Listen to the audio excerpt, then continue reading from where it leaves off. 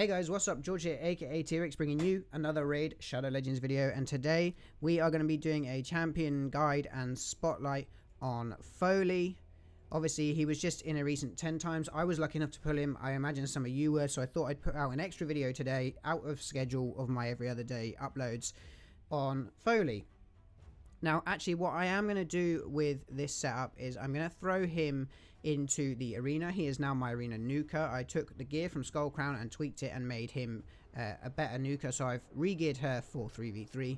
So I'm going to show you him in arena. I'm going to show you him farming the campaign. And I'm actually going to throw him into a clan boss team and just see what sort of damage he can do on Nightmare. Now, we're already on Affinity because it is the next day. It's actually going to be resetting in an hour and a half.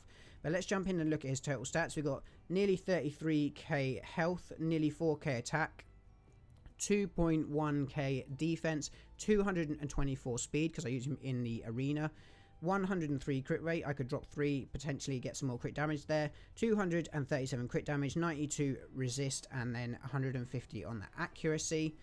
What gear do I have him in? Well, I have him in crit damage gloves with crit rate rolls, attack percentage chest with speed rolls, crit rate, crit damage and accuracy, speed boots with crit damage, accuracy, crit rate and HP, crit rate, crit damage, HP, speed on the shield, crit rate, speed, defense, crit damage on the helmet, and crit rate, crit damage, HP and resistance on the weapon.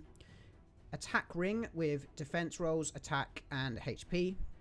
Crit damage amulet with accuracy rolls and resistance, and then attack banner with speed and HP and some defense. Now you'll notice I have him in a cleansing amulet from the 3v3 arena. The reason I put him in this is not because it has the best substats, but purely because it was exactly the same as the normal crit damage amulet that I had available for him with regards to how much crit damage it would give him, and the substats were pretty wishy-washy on both, so I thought I'd throw him in this to see what happens. Foley has a really cool kit. He has a passive here that stops him being able to be stunned, frozen, slept or provoked once every 3 turns once it's booked, but 5 turns as I have him currently now with no books in that move. So that means if he is frozen or slept or anything like that on the first turn, he will shake it off. He is healed by 20% and he boosts his turn meter by 50% when that happens and the passive goes off. Having this amulet on him gives him another 8% chance to shake off other debuffs like decreased attack, decreased defense, or if his passive is on cooldown, gives him a chance to shake that off. Sometimes you'll see a fancy little like burning paper scroll appear above his head in the arena, and that means the passive on that amulet is working. If I can get the right stats in a ring and a banner, I will 100% put him in that, because with low resistance it actually makes it really hard to keep debuffs on him with the combination of his passive and those artifacts. His A1 is a 1 enemy 4 times hit, so he's great for the Fire Knight. Even though he's negative affinity, if you can keep him alive, he will help you smash down that Fire Knight shield. 20% chance of placing a 60% decreased defense, goes up to 25 if you manage to put books in him. He needs 3 books for his A1. A2 is a 4 times at random, again on the Fire Knight, nice 4 hitter. Each hit has a 35% chance of placing a leech debuff for 2 turns, goes up to 45% and goes down to 3 turns if you have the books in him. That's 4 books for that. That is a fantastic move for Clan Boss. He can do damage and he can put the leech out so he can help sustain your team.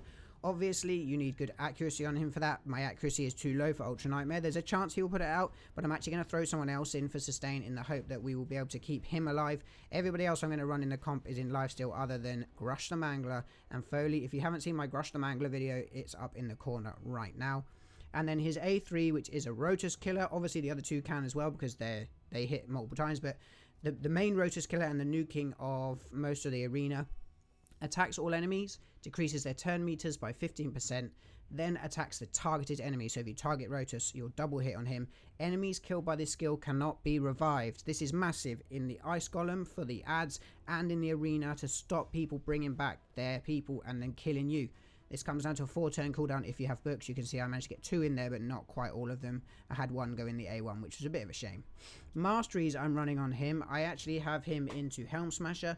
This is a typical arena mastery set for me. More damage when he breaks shields, crit rate, crit damage. This is just a health thing. More if enemies have high max HP, he does more damage. That's for people like Miscreated Monster, Sonic, Mountain King, Torment. That hits harder on the first time, chance to get back to that move quicker. Then we've got inflicts damage for people killed by him, and then Helm Smasher for that 50% chance to ignore defense. Eventually, I'm hoping to have him in a Savage set, so he'll ignore even more. And then a typical resistance build down here into the counter attack resistance, takes less damage from crits. This one is really cool on him. Has a 30% chance of placing a block debuffs on this champion when Stun, Sleep, Fear, True Fear, or Freeze expires. When his passive triggers and shakes off that move, that counts as an expire. As far as I've seen in the arena, when that's triggered, he has a 30% chance of putting a block debuffs on. So sometimes, if you lose a speed race, he'll be frozen, he'll shake it off, and then there's a chance that he'll be blocking debuffs from then on. Obviously, more resistance for each debuff that's on him. And then we have a chance to counterattack when anybody else has those debuffs on, which is really nice because he shakes it off and goes. And then we have Retribution, a 50% chance to counterattack when he loses 25% of his health. Now, I run him in a double speed team. Let's see if I've got a refresh. I have. Fantastic. I actually just recorded this video and then discovered I hadn't hit record, which sucks. Now, I used to avoid Rotus teams in the arena. I no longer do that. So I normally will run Arbiter into my Unkillable Seeker just while I'm building a second Seeker a little bit faster. It doesn't always guarantee that I'm not cut, but it means that I'm not cut between Seeker, Madam, and Foley. So let's jump into this battle and see what happens. This is all live. I'm recording this, so hopefully I win the race and stuff like that. We're going to speed up with Arbiter. We're going to speed up with Seeker, and this means I'm guaranteed to have Madame go next. Decrease defense and attack, hopefully on everyone. Not quite, but almost everyone. And then A3 on Rotus, because it's a double hitter. Should kill him. Takes out the whole team. Boom. Sit down. 15-second battle.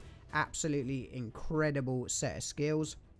When I face people like Tormin or Hegemon, I throw in Molly for a Hegemon, and I throw in Skytouch Shaman, this one here, for Tormin counter. But as you can see, he just absolutely sat down that enemy team.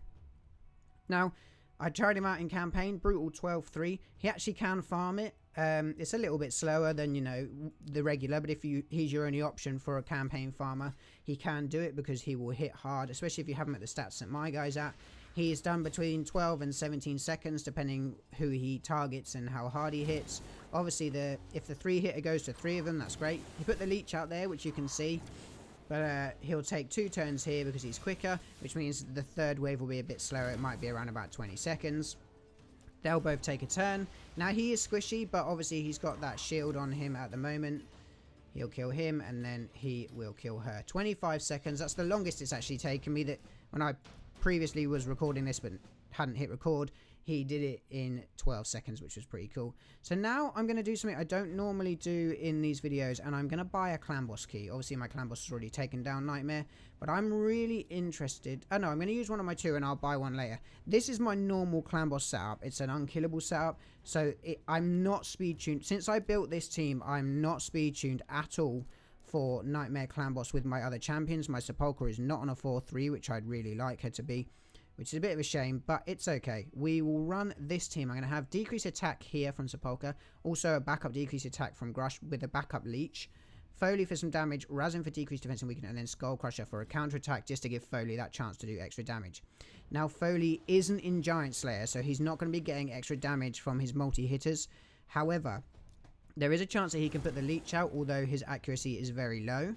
Hopefully my Grush the Mangler will do it, which he did first time, which is fantastic. He is there to keep himself and Foley alive. Obviously, you see I'm not speed tuned here. Sepulchre is way too slow. She will block the very first stun, but she won't block them all. But she does give the zeros out to Foley a lot more. So we're getting 10, 11k crits on his A1, so that's what, 40k A1. There you go, the leech again from Grush. Let's see what kind of damage we do with decreased defense and weaken with his A3. Got a 68k and then an 80k crit there from him. Obviously 100% crit rate really helps. So I'm just really interested to see what, just a little bit of extra sustain there, what sort of damage he does on Nightmare. Obviously it's neutral affinity for him and it's strong against Grush. So I'm actually quite surprised that he placed that leech there. So 13 to 15k crits that time on the A1. As long as we can keep the leech up, Foley should be able to survive pretty well with 4 hitters, even with the Helm Smasher as the Mastery, and obviously the extra continuous heals from Grush. So what I'm going to do is I'm going to get this set up. I'm going to have Sepulchre block the stun the first time round, and then hopefully I can hit auto, and I'll jump back in and just show you what sort of damage Foley does in a Nightmare clan boss run against Magic Affinity with no lifesteal, but built in an arena way, and we'll see how well he does. Just while this run is happening, I thought I'd just point out, Grush the Mangler is obviously negative infinity to the clan boss, but he's actually laying his leech and his decreased crit damage quite a lot, which actually probably could come in clutch. I did a recent video on Grush the Mangler. If you haven't seen it, it's in the corner. I didn't have a clan boss run with him in, so obviously if you have seen that video and you're watching this now, you're actually seeing him in play right now. His leech and his other debuffs are landing. And there you go, there's the leech yet again. So he is actually incredible twice there as a sustain for the clan boss, especially if you had someone like Vizier or Septimus or Bulwark extending those debuffs. You could get that leech extended the whole round, and you don't need to worry about lifesteal on any of your champs, which means you can pump up their defense, their accuracy, crit rate, crit damage, and stuff like that. Anyway, I'll jump back again at the end, and we'll see what kind of damage Foley has done. It'd be interesting to see this for me, because I haven't done this run before. I realised just after I started it that I hadn't hit record, so I quit out, and I've come back in right now. So I'm at turn 31 at 16.3 million currently. I just lost Grush the Mangler, who was my main source of sustain. Obviously, Foley, if you're building him explicitly for clan boss, is the source of sustain there with his A2 with the leech. I don't know if he'd be able to keep it up 100% of the time, but obviously we're about to lose more people now that my sustain's gone down. We're just shy of 2 key range. 20 million, just over 20 million is 2 key range, but it'll be interesting to see what kind of damage he did. Impressively, Grush actually did manage to land the leech, and there goes Foley, and his other debuffs, even though he was negative affinity, so he was obviously going to go first. These guys are strong affinity against the clan boss, so they could last quite a lot longer, but we got to turn 34 with Foley before I lost him, and considering he's built purely for me, for Arena, that's actually pretty impressive. He's not got Giant Slayer. If he had Giant Slayer, he'd probably be doing a lot more damage, but I was actually impressed with the amount of damage he did with Helm Smasher. We were getting, with decreased defense and weaken, 70 odd K crits on his A3, 20 to 30k crits on his A2, and then anywhere up to 17k per hit on his A1. So I'm actually really impressed with how they've done. They're very, very close to 2 key range right here. Obviously 1-2 more million if he was in lifesteal gear, or even if he was just built for clan boss, we'd have probably hit that 2 key range. So you see we've got 3.8 there from Sepulchre as a strong affinity, 3.7 million from Foley as a neutral affinity with only 150 accuracy. He did lay the leech twice, I saw during that run. Obviously 6 million from Razin, 2.7 from Grush the Mangler, and 2.1 from Skullcrusher. Obviously Grush helped heal people up a lot. I'm pretty impressed with that. And 18 million is just under a 2 key, and that's with a non-tuned team, so they were not in order. Whoops. If I had Sepulchre going on a 4-3, no one would ever get stunned. If it was Void Affinity, I probably would have done more damage as well. If I tweaked this team a little bit, I probably could get into a 2 key, if not a 1 key range with Foley. So I'm actually really, really impressed with that run. Obviously, my clan already took him down, but they'll see I've used a different team there, and they might be a bit interested as to why. So Foley overall, I think, is a fantastic champ. He didn't used to be. He was a fusion when I first started playing the game. Obviously, I couldn't fuse him because I had only just started. I think his artwork and his daggers are absolutely awesome looking. I'm so happy to have him. He's made my arena progress so much easier. He's allowed me to get my crit damage up to gold here, and I'm working on the Void for my clan boss. I'm absolutely stoked to have him. I hope you guys got lucky and pulled him at the weekend as well. If you did and you love him or you hate him or whatever reason, stick a comment down below. Let me know, what you've built him for, how you're using him, if you thought about using him for clan boss or not. I appreciate you all watching this video. If you're not subscribed, please consider subscribing. I'd love to just fly up to 1,000 subscribers and be able to join the Raid Content Creator Program.